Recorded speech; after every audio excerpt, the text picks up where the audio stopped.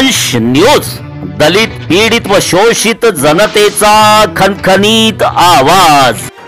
नागपूर जिल्ह्यातील महादुलान नगरपंचायत येथील धुळस लेआउट मध्ये निकृष्ट दर्जाचे गार्डनचे काम केल्याचा काँग्रेस कार्यकर्त्यांचा आरोप। गार्डनच्या नावाखाली लाखो रुपयांचा भ्रष्टाचार केल्याचा काँग्रेसच्या पदाधिकाऱ्यांनी केला आरोप। निकृष्ट दर्जाचे गार्डनचे काम केल्याचा भाजपचे पदाधिकारी आणि ठेकेदार यांच्यावर काँग्रेसच्या कार्यकर्त्यांनी केला आरोप।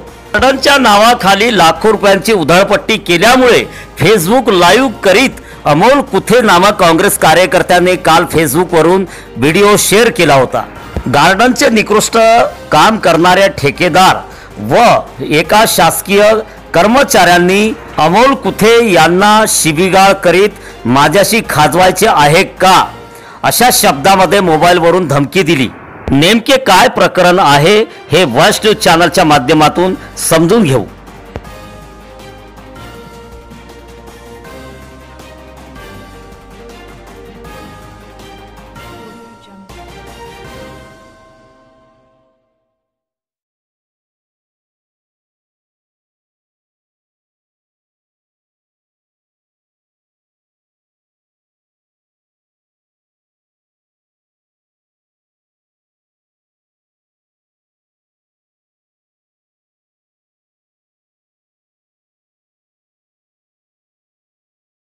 नागपूर जिल्ह्यातील महादुलान नगर पंचायत म्हणजे राज्याचे महसूल मंत्री पालकमंत्री चंद्रशेखर बावनकुळे यांच्या गृहक्षेत्रातील महादुलान नगर पंचायत शहर। आता या महादुलान नगर पंचायतच्या शहराचा विकास एवढ्या झपाट्याने मागच्या 10 वर्षात झाला आहे की त्याच्यावरच आता इथं बोलण्यासाठी सामाजिक कार्यकर्त्यांची टीम इथे आहे। मी ज्या गार्डन मध्ये उभा आहो तिथे 4-6 महिन्याआधी मोठं गार्डनचं काम केलेलं आहे, लाखो रुपये खर्च केलेत। गार्डनची अवस्था तुम्ही बघू शकता। या ठिकाणी बेशमीचे झाडे, उंबराचे झाडं आणि निव्वळ गायीच्या पोहटे, शेणाचे पोहटे आहेत। तर नेमका हा विकास आहे की गावाचा भकास आहे? महादुलान नगरपंचायतने अशा किती ठिकाणी असे गार्डनचे कामं केलेले आहे या संदर्भामध्ये बोलण्यासाठी सामाजिक कार्यकर्ते मोंटू आहेत। आपण त्यांच्याशी बोलणार। सर्वात आधी तुमचं हार्दिक स्वागत आहे वंश न्यूजवर। काल तुम्ही एक फेसबुकवर लाईव्ह केला होता या गार्डनचा, जे धुळस लेआउटमध्ये काय झालं आहे नेमकं या ठिकाणी आमच्या चॅनलच्या माध्यमातून सांगा। काल मी इथून जाताना मला इथे पूर्ण कचरा काडी, पूर्ण शेण, पूर्ण कचरा दिसला, त्यामुळे मी फेसबुक लाईव्ह केला। त्याच्यानंतर मी इथे फेसबुकवर टाकल्याच्या नंतर मला वारंवार ठेकेदारांचे फोन आले। एक शासकीय कर्मचारी MECBच्या त्यांनी मला सुद्धा धमकी दिली फोनवर। कोण आहेत ते? पन्नाभाऊ रंगारी यांचा मला 2दा फोन आला। त्याच्यानंतर त्यांनी मला धमकी दिली, माझ्याशी हे करायचं आहे का, ते खाजवायचे आहे का, ते असं तसं मला बोलले। ते तर शासकीय कर्मचारी, त्यांनी तुम्हाला धमकी? मी त्यांना हेच विचारलं की हे तुमचं काम आहे का, हे तुमचं काम आहे का। मी वारंवार त्यांना विचारलं हे तुमचं काम आहे का, जर तुमचं काम असेल तर मी आता डिलीट करतो। पण त्यांनी मला सांगितलं नाही, पण वारंवार मला बोलले की ते तुम्हाला माझ्याशी खाजवायचे आहे का, खाजवायचे आहे का। मला एक विचारायचं आहे त्यांना की हे आमच्या पैशानं बनलेलं आहे, हे गार्डन आमच्या पैशानं बनलेलं आहे आणि बाबासाहेबांनी संविधान सगळ्यांसाठी लिहिलं आहे, आम्हाला पण अधिकार दिला आहे बोलण्याचा। म्हणजे हे गुंडाराज करून राहिले, धमकवून राहिले। म्हणजे यांच्याजवळ कोणत्या मोठ्या नेत्याकडे हे बसून राहते म्हणून आम्हाला धमकवून का? पण आम्ही यांच्या गोष्टीला घाबरणार नाही आणि मी घाबरणारा मुलगा नाही आहे। मी आज बी टाकीन, पुन्हा टाकीन, उद्याही टाकीन, नंतर बी टाकीन। मला जिथे जिथे या महादुल्यामध्ये कुठे कुठे भ्रष्टाचार दिसन मी प्रत्येक ठिकाणी यांच्या भ्रष्टाचार ओपन करणार। मी कुणाच्या वडिलाला बापाला घाबणारा पोरगा नाही आणि मी नेहमी कार्यकर्त्यासाठी किंवा माझ्या गावाच्या विकासासाठी मी अर्धरात्री काम करणार। फोनवर तुम्हाला धमकी दिली, त्याच्या संदर्भामध्ये पुढे तुम्ही काय करणार आहात? काही कारवाई वगैरे करणार आहात? सीधर वकिलाचा सल्ला घेऊन मी यांच्यावर कारवाई करणार आहे, कारण यांनी मला फोन कसा का केला हे माझ्याकडे सगळी रेकॉर्डिंग आहे। आणि मी हे कोणी फोन केलाय तुम्हाला? मला राहुल बगळे ठेकेदार यांनी पण धमकी दिली, पन्ना रंगारी यांनी पण धमकी दिली। तुम्ही या संदर्भामध्ये पोलीस स्टेशनला तक्रार वगैरे? मी तक्रार गेली नाही, पण आता मी वकिलाचा सल्ला घेतल्याच्या नंतर मी पोलीस स्टेशनला जाऊन तक्रार देणार आहे। महाराष्ट्रातील बीडमध्ये जे माजी सरपंच जे होते संतोष देशमुख यांच्यावर ज्या पद्धतीने अमानुष अत्याचार केला गेला आणि त्यांची निर्घुण हत्या केली गेली, कुठेतरी माफिया राज आकांचा एवढा अत्याचार महाराष्ट्रामध्ये वाढला, तो आपल्या संपूर्ण महाराष्ट्राने बघितलेला आहे। आता कुठेतरी सामाजिक कार्यकर्त्यांनी एखाद्या ठिकाणी भ्रष्टाचार जर होत असेल आणि त्या भ्रष्टाचाराच्या विरुद्ध जर बोललं तर त्यांच्या विरुद्ध अशाच पद्धतीने आता अन्याय होणार का, अत्याचार होणार का, या ठिकाणी आज आपण बोलणार आहोत सामाजिक कार्यकर्ते रत्नदीपजी रंगारी जे माजी नगरसेवक आहे। रत्नाजी भाऊ, या पद्धतीनं या ठिकाणी सुद्धा अशाच पद्धतीनं गुंडागर्दीच्या धमक्या दिल्या जात आहे, काय सांगणार आपण? मी तर धन्यवाद म्हणेल मोंटू कुटे, कारण की महादुला नगरपंचायतमध्ये भ्रष्टाचाराची पुरी कीड लागलेली आहे. जेव्हापासून या महादुला नगरपंचायतमध्ये यांचं प्रशासन आलं तेव्हापासून या ठिकाणी नगरसेवक असो की त्यांचे कार्यकर्ते असो स्वतःच ते ठेकेदारी करतात. अरे करा ठेकेदारी, आम्हाला काही मनाई नाही, पण हा पैसा जनतेचा आहे. या जनतेच्या सदुपयोगासाठी तुम्ही आणलेला निधी आहे, त्या निधीतून तुम्ही चांगलं काम करा ना. मनाई नाही, ठेकेदार 2 पैसे कमवते, आम्हाला काही मनाई नाही, पण अशा पद्धतीनं कुणी आमच्या कार्यकर्त्याला, कुणी मोंटू कुटे या कार्यकर्त्याला, सामाजिक कार्यकर्ता आहे तो, अशा कार्यकर्त्याला कुणी अगर धमकी देत असेल तर आम्ही त्यांच्या सदैव पाठीशी राहू. संविधानाने सर्वांना अभिव्यक्ती स्वातंत्र्य दिलेलं आहे, कुणालाही भ्रष्टाचार ओपन करण्याचे अधिकार, सामान्य नागरिक असो की मोठा लीडर असो, त्याला आरोप करणं आणि सिद्ध न होणं ते नगरपंचायत पाहिजे.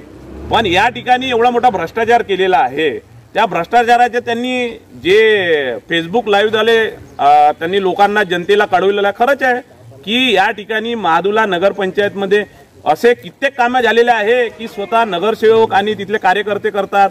अरे करायला पाहिजे, पण त्या पद्धतीने नियोजन नाही. नियोजन नसल्यामुळे आज महादुला बाजारपेठचे काय हाल होत आहे.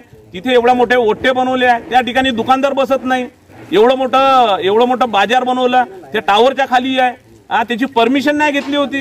अरे अशा पद्धतीनं आता मटन मार्केट नगरपंचायतच्या या गार्डनचा तुम्ही मुद्दा उचललेला, या गार्डन मध्ये नेमकं फुलझाड कुठे आहेत? मला तर याच्यात काहीच दिसत नाही.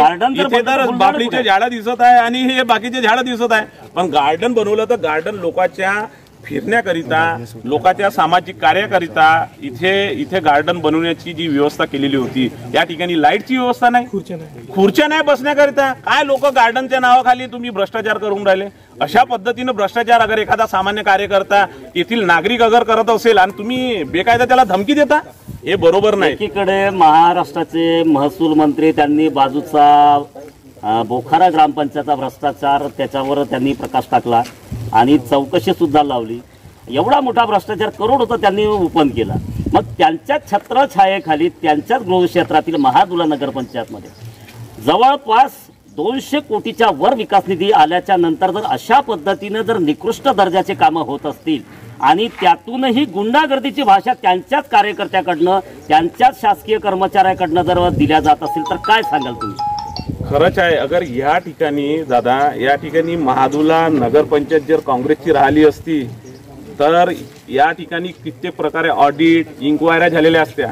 गव्हर्नमेंट त्यांचीच लोक काम करून राहिले तर कोण विचारणार? अगर सामान्य नागरिक अगर विचारायला गेला तर हे अशा प्रकारे धमकी देणं होते. अरे सामान्य नागरिक अभिव्यक्ती स्वातंत्र्य आहे, तो तर कुठेही बोलू शकते. त्यांनी जनतेच्या सामान्य प्रश्न उचललेला आहे आणि खरंच आहे की तो महादुला येथील रहिवासी आहे, तो तर उचलणारच ना मुद्दा. महादुल्यामध्ये जेवढी भ्रष्टाचार होत आहे तो आता धीरे धीरे त्याच्याजवळ सर्व एक लाईव्ह करत आहे फेसबुकच्या माध्यमातून. आणि खरंच आहे ना, अरे भ्रष्टाचार होतच आहे म्हणूनच तो फेसबुक लाईव्ह करत आहे ना.